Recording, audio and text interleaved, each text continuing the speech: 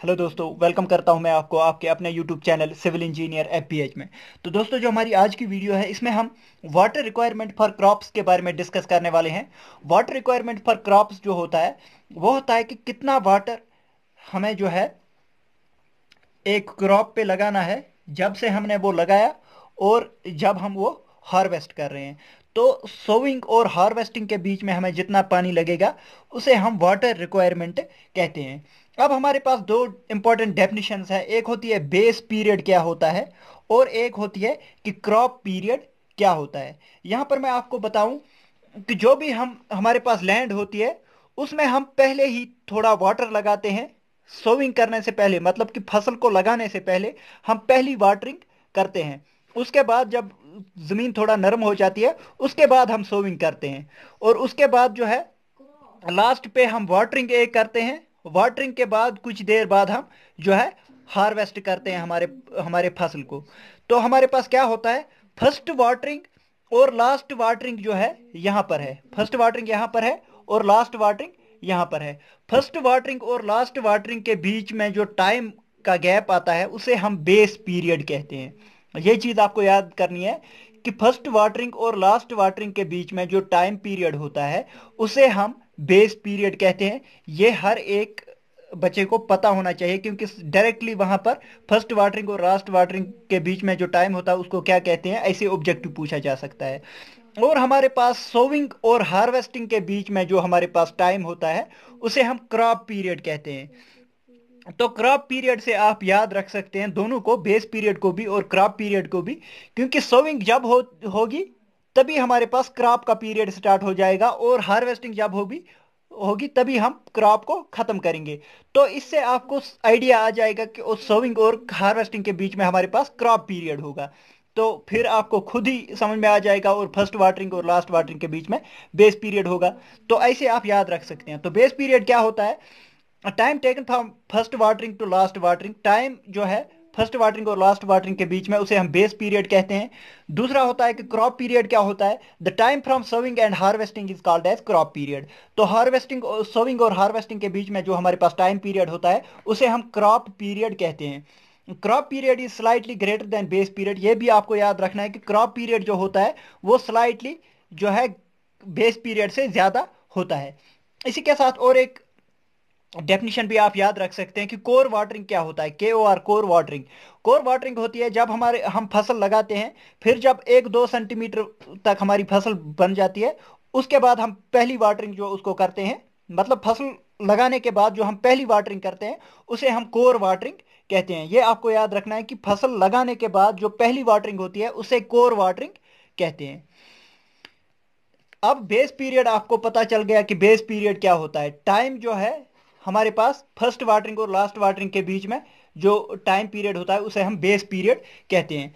अब आ जाते हैं नेक्स्ट। नेक्स्ट है बहुत ही इंपॉर्टेंट पॉइंट, वो है ड्यूटी ऑफ वाटर। ड्यूटी जो आपको पता होना चाहिए, आपने पढ़ा होगा कि ड्यूटी ऑफ वाटर क्या होती है। Duty of water is defined as the area of land in hectares which can be irrigated if 1 cumec of water is supplied to the land for entire base period.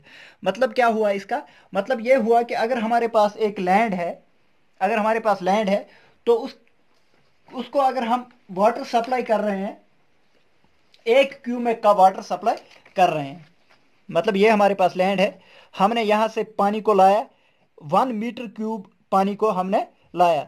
तो ये कितना area जो है hectares में, लेकिन ये याद रखना हेक्टेयर्स में कितना एरिया जो है उसको इरिगेट करेगा through out the crop period, मतलब कि क्रॉप पीरियड के टाइम तक कितने हेक्टेयर्स को जो है इरिगेट कर सकता है 1 मीटर क्यूब, उसे हम कहते हैं ड्यूटी ऑफ वाटर।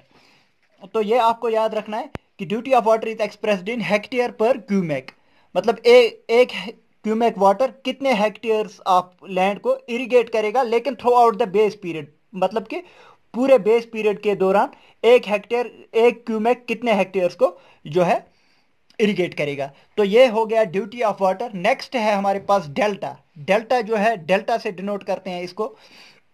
ड्यूटी जो है वो हम डी से डिनोट करते हैं, ये भी आपको याद रखना है। ड्यूटी हम डी से डिनोट करते हैं और डेल्टा जो है वो डेल्टा से ही हम डिनोट करते हैं। It is defined as the total depth of water applied over irrigated land at different watering throughout the entire base period of the crop.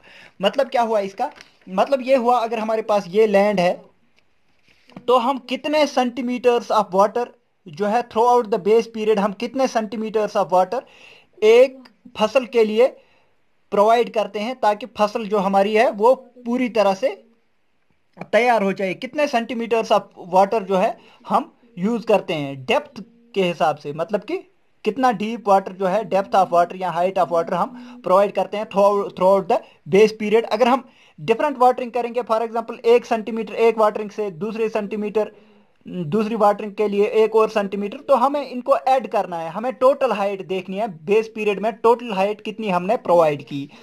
तो यहां पर आप देख सकते हैं it is denoted by delta, मतलब कि ये डेप्थ होती है, डेल्टा जो होती है वो डेप्थ ऑफ वाटर या हाइट ऑफ वाटर प्रोवाइडेड है।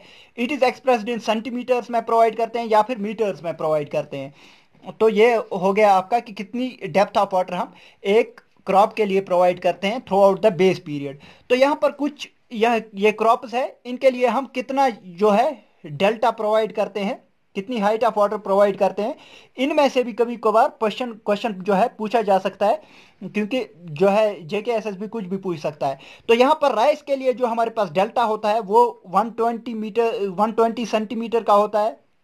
ये आपको याद रखना है क्योंकि राइस के लिए आपको पता ही है ज़्यादा पानी की ज़रूरत होती है, और शुगर कैन के लिए 120 सेंटीमीटर्स का, वीट के लिए ओनली 30 सेंटीमीटर्स, मेज के लिए 25 सेंटीमीटर्स, और वेजिटेबल्स के लिए हम 45 सेंटीमीटर्स जो है वाटर जो है हाइट ऑफ वाटर प्रोवाइड करते हैं through out the base period.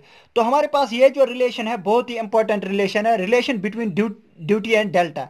Duty और डेल्टा के बीच में रिलेशन क्या होता है, ये आपको ये इसमें से न्यूमेरिकल भी पूछा जा सकता है। ये जो यहाँ पर है फार्मूला, इससे न्यूमेरिकल भी आपको पूछा जा सकता है, क्योंकि इरिगेशन में तो यही कुछ गिने चुने जो है फार्मूले हैं जिनसे क्वेश्चन बन सकता है। तो डेल्टा होता है 8.64 बी बाई डी, डेल्टा होता है 8.64 बी बाई डी। कुछ लोग यहाँ पर 864 ले लेते हैं, लेकिन आप जो है 8.64 एक ही फार्मूला जो है याद करेंगे, 8.64 वाला फार्मूला याद करेंगे। तो यहाँ पर जो हमारे पास डेल्टा होता है, हाइट ऑफ वाटर जो होता है, वो फिर मीटर्स में आ जाता है। तो यहाँ पर जो डी है ड्यूटी ऑफ वाटर, वो हेक्टेयर्स पर क्यूमेक होना चाहिए। ड्यूटी हमारे पास जो है वो हेक्टेयर्स पर क्यूमेक्स में होना चाहिए। बी बेस पीरियड जो है वो डेज में होना चाहिए, डेज में दिया होना चाहिए। और डेल्टा जो है हमारे पास वो total depth of water in centimetres में आ जाएगा। ये हमारे पास जो है, सॉरी, ये मीटर्स में आ जाएगा, यहां पर आप देख लेना, ये मीटर्स में आ जाएगा। तो फिर हम सेंटीमीटर में इसको कन्वर्ट कर सकते हैं। अगर आपको वही फार्मूला याद रखना है तो आपको सीधे याद रखना है 864 बी बाई डी।